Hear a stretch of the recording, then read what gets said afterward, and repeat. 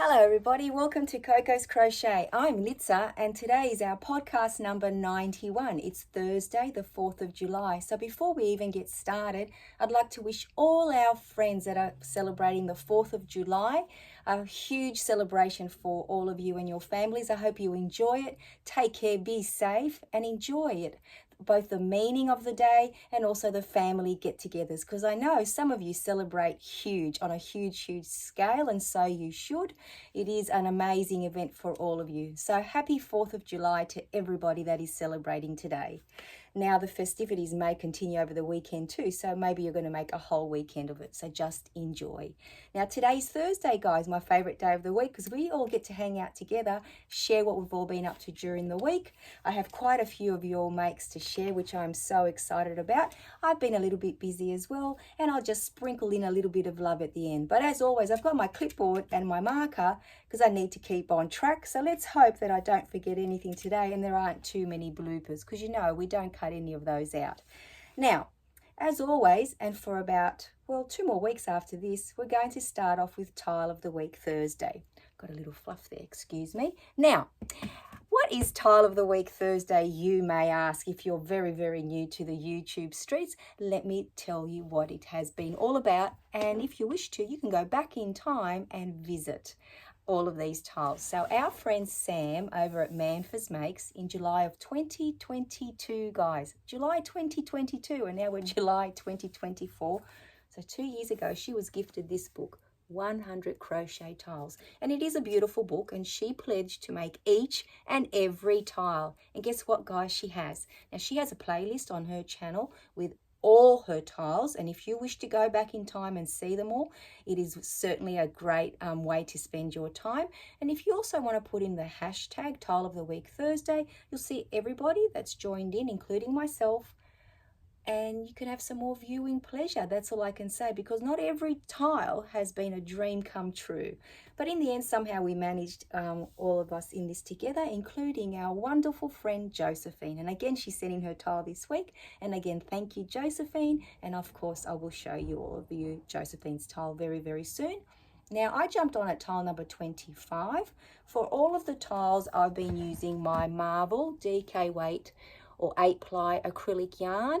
This is one of the colors I use this week. I have 7 colors that I choose from to make each and every tile. And at the end, I hope that I get a blanket put together with all of the tiles as a memory of this wonderful organic crochet along. And I also use my 5mm hook. So although the tiles will be different sizes, some are similar but different, it'll look in my eyes like very uniform, or very pleasing, because all the colors will marry up. So that's the plan, guys. Let's see how we go. So after 2 more tiles, that's what I'll be working on, and hopefully be bringing you some progress in the meantime.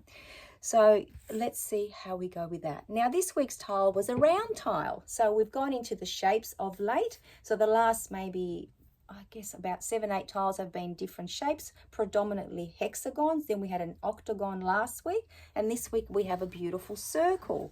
Now this circle is called Popcorn Roundel. There's the name there, guys. And let me tell you, there were a lot of popcorns in this tile, but it turned out to be very pretty. My concern at one stage was that it wasn't laying flat, so up until about here, but then it did lay flat. It was good that we, trusted in the process. And then I love this here because it was all just V-stitches. And I forgot how much I enjoy the V-stitch until I, started making this tile. So isn't that great? I can revisit that stitch again. Now here's my tile, guys. I tried to stick to the colors as close as I could with the colors that I have in mind. So just like that around. Pretty neat at the back too. Sometimes I show you that. But there's my tile, guys. So that one is finished. Like I said, heaps and heaps of popcorn stitches. And it really did surprise me how quickly it went, considering, the few rows that I thought these popcorn stitches aren't going to lay flat. These popcorn stitches need to end, and then it just worked out. So that's wonderful. Now, Josephine's tile is beautiful. Look at her color choices, and we have the purple or the lilac, or Josephine's favorite color. Is that the mauve that you're referring to, Josephine? absolutely beautiful. And we also use the green in there as well. Oh my gosh, I can't believe I'm balancing the iPad with mine there. They actually look really, really nice together. I love that. And I love that you've added that pink, that hot pink color there. It really draws your eye to it and just makes the tiles look just that little bit different, doesn't it, guys? Let me lay that one flat again. And yet they would work out together wonderfully. So thank you so much, Josephine, as always, for sending in your tile. 2 to go, just 2, guys. I know that Sam is very, very excited, but I have to tell you, it's kind of a bittersweet moment, I would say, for all of us that have joined in, because although some of the tiles have been painful, you know, it's just become part of our lives. It's just going to be very, very strange. But anyway, we'll deal with that when we have to. So for now, marker ready, tick. Tile of the week, Thursday, tile number 98, done and dusted, guys, and 2 to go. I believe the next 2 are a little bit ornate. I think Josephine said that they remind her of Christmas decorations, so let's see what colours Josephine comes up with.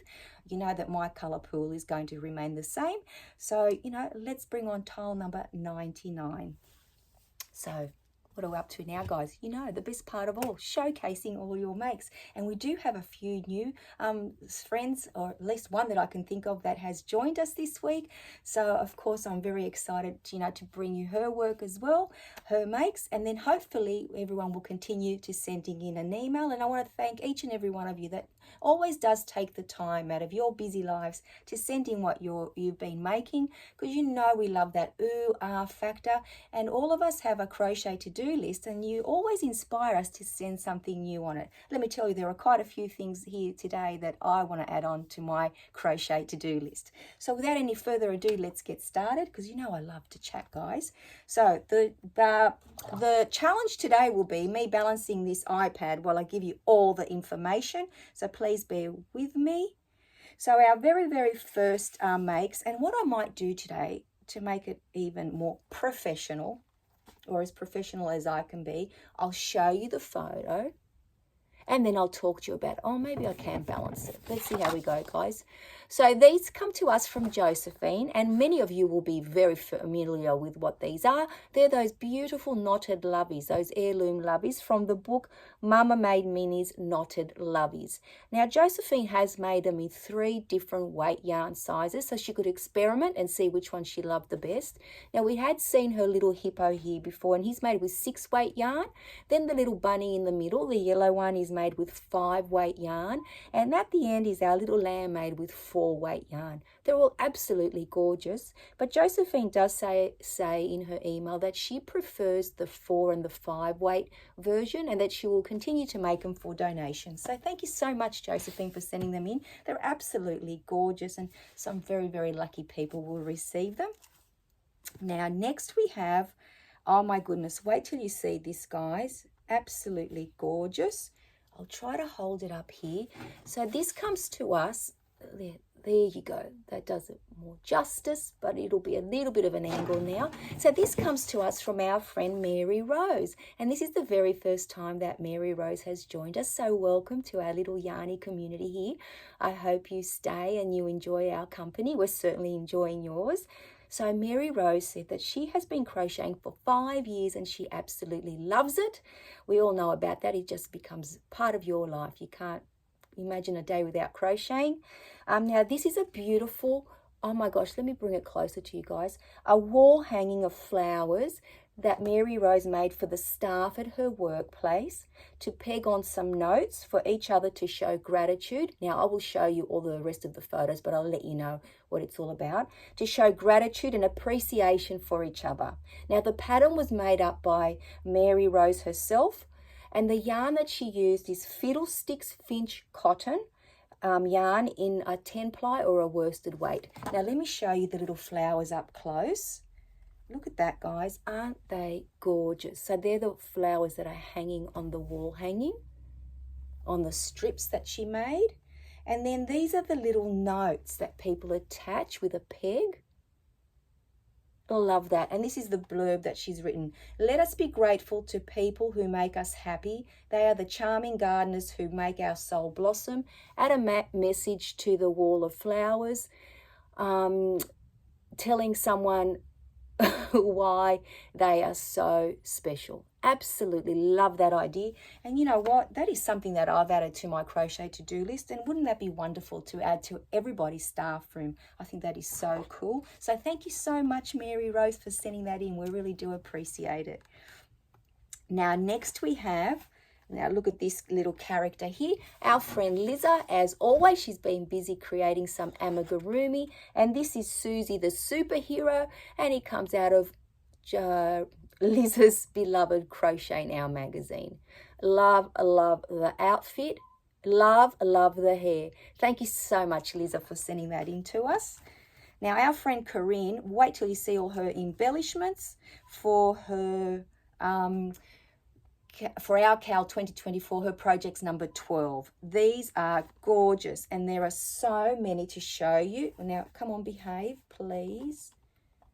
All right, how am I going to hold this up, guys? It's going to have to be this way because I don't think it'll work that way. And I'm so sorry that they're sideways, Corinne. So Corinne has made, oh my gosh, they're just so gorgeous, all of these. Now, up here, you can see a little bee beanie.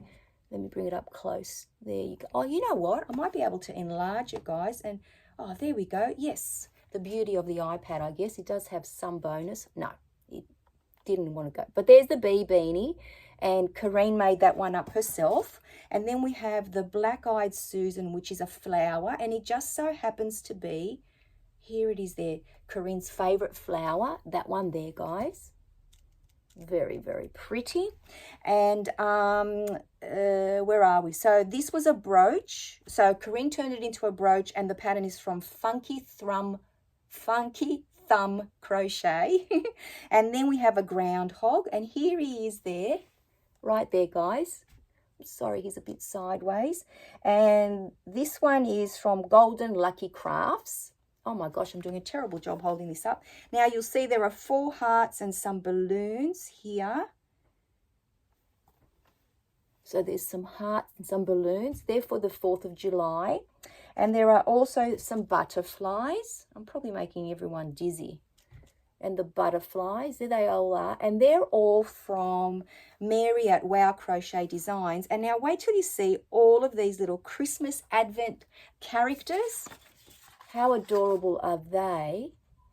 Now, all of those have been turned into brooches that Corinne will be wearing at Christmas time, the lead up to Christmas, and they're from the Turtle Trunk, the Advent calendar from the Turtle Trunk, and they're all, like I said, all been made into brooches. Now, that's effort. So well done, Corinne, and thank you so much for sharing them in. I hope I didn't make anyone dizzy while I was showing you all the photos. Now, we're back to Josephine, because these are all in email order, guys. That's why when it's on an iPad, I can't pull them together. So Josephine has also started, or she's joined in Cassandra's from Craftably Ever After Around the World Amigurumi Epic, Tour 2024. Now, this is the whale.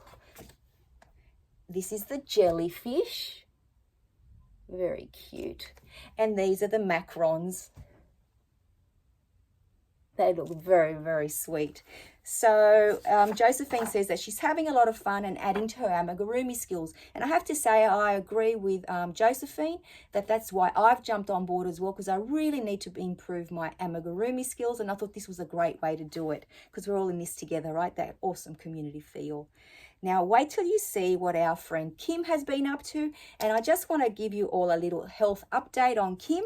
She is now currently at home and she's feeling much better, and says thank you for sending all your healing hugs and well wishes. And we are so happy to hear that you're home, Kim. Stay well. Now, Kim has been busy, as we said. Now, Kim, please let me know. I'm going to enlarge it a bit. Is this knitted or crochet? And pardon my ignorance, I'm not sure, but regardless, it is absolutely beautiful. And this is a blanket using Toft yarns from Kim's stash. Now, the next one, oh, how cute is he? Is that better? Yes, there's a better version. Now, here's a little donut, and he's a little owl. I wonder if he's from the Donut Buddy book. And he is made just from yarn out of Kim's stash. Now, this little Imkin, and let me enlarge him. Oh, he's so beautiful and bright. Now, this little Imkin was made by Kim's daughter, and she said that she used sheepish yarn. Absolutely gorgeous. I love the colouring. And last but not least, can I do it that way? Yes, I think that'll be a better picture. There you go, guys. How adorable are these little doll clothes? Oh my goodness, I'm trying my best. Sorry, guys. Doll clothes, a dress and a poncho for Kim's granddaughter, and they're all made in DK or 8-ply yarn from Kim's stash. So thank you so much, Kim, for sending them through. Considering how unwell you'd been, you know what? At least you took your crochet hooks and your yarn to the hospital with you. Now, these come to us from our friend Annette. Let me enlarge them a little bit so you can see the beautiful pattern in these gorgeous pot holders. And they're for our Cal 2024. And then we have, oh my goodness, look at these beautiful flowers. Again, embellishments for our Cal 2024. Absolutely gorgeous. And last but not least, whoops, Annette is taking part in the Repeat Craft and Me Under the Sea. I think that's what it's called, the cow. And this is the July square, and it's the whale. So let me just bring that up for you. Whoops, a daisy. And here we go. Let's enlarge it so you can just see the square. Look at that. How awesome is that? I heard Ella from No Catchy Name Crochet today talking about her squares as well. She's doing the same one, and I think she's doing an orca, I think she said, instead of a whale. I'm pretty sure that's what she said. So I am following along with other people's makes as well. So thank you, Annette, for sending that one in for us. I can't wait to see your whole blanket complete. It's going to be awesome. So that's it, guys. They're all of your makes for this week. You've all been very, very busy as usual, and I absolutely love it. Now, let me pop that down because I'll refer to it in a little while. Let me get my clipboard out because I have a few things that I'd like to share with you as well. So considering how busy life's been this last week, I did get some things done, which is great. Now, the next couple of things that I'm going to show you also qualify for things we're making Thursday, because the month of July is all about amigurumi. And a couple of the cows that I'm involved in at the moment or participating in are all about amigurumi. So things we're making Thursday is going to feature all of this month, I think, for me as well. So let's pop that down for now. So the very first thing I'll talk about is, so our friend Cassandra over at Craftably Ever After, she has 2 of these books going around the world. Whimsical Stitches by Lauren Espy. Now, I'd be surprised if most of you don't have this in your libraries. It is a book that's a couple of years old and very, very popular. So what our friend Cassandra decided to do, she sent 2 of these around the world, one predominantly in the USA and one internationally, she's calling it, and eventually it's going to come to Australia, and I'm the last on the list. So we're very excited that we're all participating in this epic cow. And if you put in the hashtag Amigurumi World Tour 2024, you'll see everybody that's joining in. Now, I've decided after thinking about it, because I thought, how am I going to keep up with all of these makes? Because I didn't think, and now I'm focused on the one book that's coming my way. So basically, I'm only going to make the projects that come out of the international list. Otherwise, you'll be doubling up on everything, right, guys? So I'm glad I put some thought to that, because I thought, how am I going to keep up? So the first thing we made was our little whale, then we made a jellyfish, and now this week, our friend Monica from Germany, and I believe the next stop is Germany as well, so maybe very soon we'll see what we need to make for there. So our friend Monica from Germany, she chose to make the cookies. So I'll just show you the cookies there. Now there is a plain cookie version and a sugar cookie version. There we go, without showing you too much of the pattern, because it is paid for after all. Now I decided not to make the sugared version cookies because they've never really been my favorite, guys. So unless I absolutely had to make them, I didn't need to.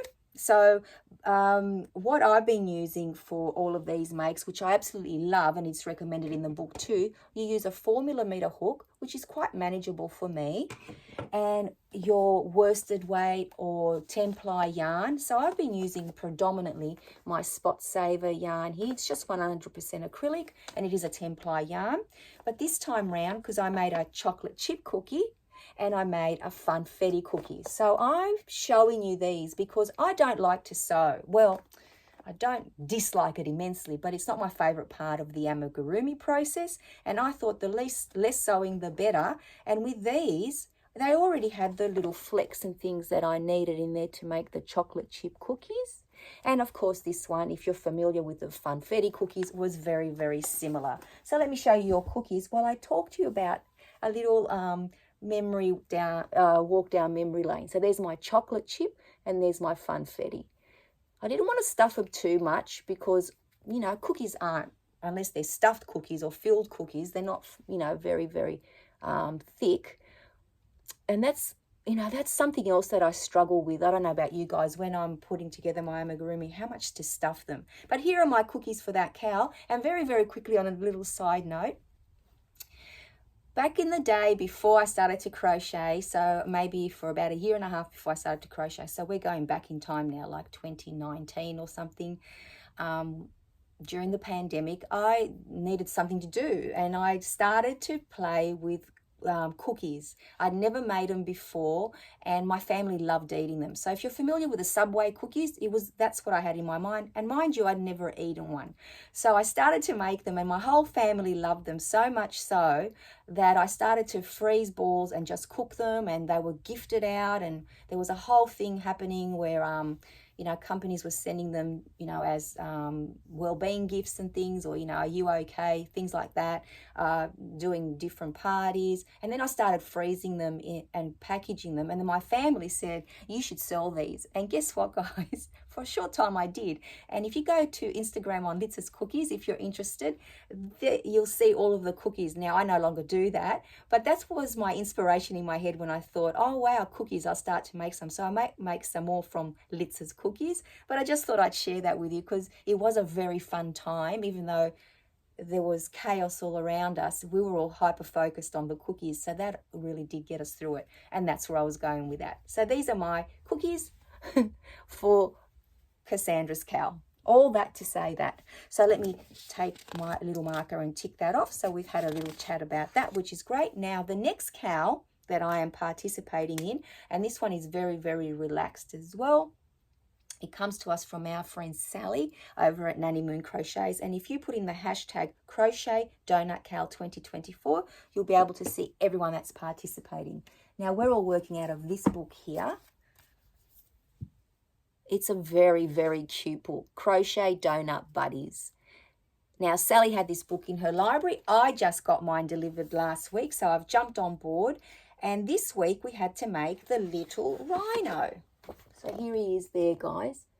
Now, oops, yeah, I don't want to show you the pattern, sorry. Now, to make these, if you're not familiar with it, and go over and visit Sally, she talks about it in detail. She tells you how she picks the each week's donut. But basically you make a donut shape and then you do the icing and then you decorate it according to the pattern. Now my little rhino has no eyes as yet, but we will get there. And there's his little ears, his horn. Now that's the way he's meant to look. Oops. But I'm going to embroider his eyes using Cassandra from Craftable Ever Rafters tutorial because I don't want to put in any safety eyes in these. The only thing that I will say is that I did struggle a little bit with this bit here. So what are they calling this? The muzzle. And I wasn't sure why we had to do 2 horns. So I only did 1. But overall, you know, doing the pattern for the first time, I can see why people get addicted to it. It is one piece, the donut, and then you stuff it and add the icing as we said. So Sally, I am joining in. I will do my very best to make as many as I can. And just a little side note, which means probably nothing to anybody else, but I have to share this with Sally. I will be using my orange tote bag to store this cowl in as an easy, you know, pick up that one. That's what I'm working on because after all, it is Sally's favorite color. So I just thought I'd let you know that I'm doing that. And I will be using all worsted weight yarn. Again, my Spot Saver predominantly, which is a 10-ply yarn, acrylic, but you do use a variety of hooks, guys. So you use a 4mm to make the donut for all of them, which is great, but I actually had to use a 3 and a 2.5mm hook as well. And those of you who know me know that that is a struggle, and the struggle is real, but we got there in the end. So it was well worth it. And I'm so happy that I've been able to join in that one as well. So thank you, Sally, for putting that on for us. I will try my very best to keep up. Now, the other thing that I worked on this week, and it was very, very random, it wasn't planned at all. I went into Big W and I saw that this yarn here, which I've spoken to you before, the Cordella yarn, was on sale from $4, it was $6.50 and we paid $4.50. So I picked up 3 balls because those 3 balls will make me 2 divine beanies. And I'll show you the first one that I've made so you can see the beautiful way this color pulls together.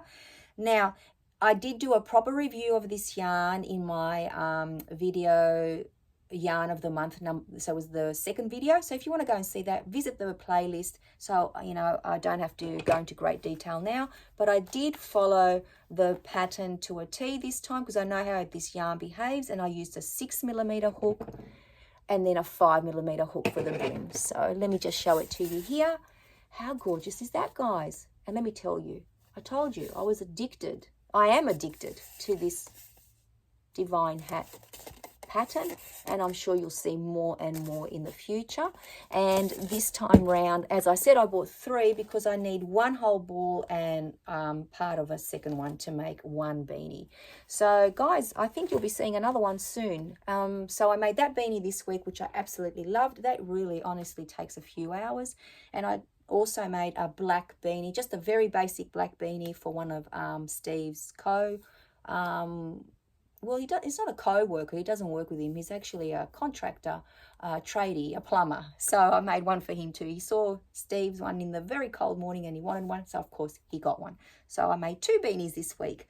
So that's that, guys. Now, this is very important. And this is an organizational tip, and it does not come from me. So our friend Shannon over at Shannon Talks Yarn, if you haven't already visited her, I don't know what you're waiting for, guys. She is amazing, a very good friend, and I absolutely love her. Now, on her channel, you'll see a video called 20 1-minute tasks to tidy your yarn room. Now, let me tell you, I took great notes of that video, and I'm trying to tick them all off one by one. Very, very useful. And the first thing that popped into my mind, guys, was see all these hooks now sitting on my table. They always go walkabout, especially this one here. I don't know why, but he likes to go walkabout. And my 3.5mm hook, I'm yet to find it. So I actually bought a new one from Amazon. So where am I going with this, and how does it relate to Shannon? Well, I thought I need to organize my favorite hooks, which are all my Clover or More hooks, because I have a couple of places that I place them in, one being a basket next to my desk, one in a little pouch, and then sometimes in a bag. But now what I do is I write the size millimeter hook that I'm using in the project bag, and then I pop it back in here, guys, in this very handy little pouch. Look at that. I've even got a Litza tag on it that a friend of mine gifted me, and a little rainbow. And I don't know if you guys remember this. I actually made this not long ago, but I've tidied up the ends because I didn't like the way it was looking. And these live in here now. All in there, guys. So this is where they will be living in. If you picture my Clover and More hooks, this is where they'll be. And I know exactly where they are now. And I want to thank Shannon so much for just putting out a video like that, which is just a little reminder and also a little push that we need, but also broke it down to 1 minute a day. And this literally did take a minute to collect all the hooks and pop them in here. And I'm so happy that I've done that, because I don't want to lose my very, very precious hooks, because we know that they all cost money, guys. And when we need them, we need them.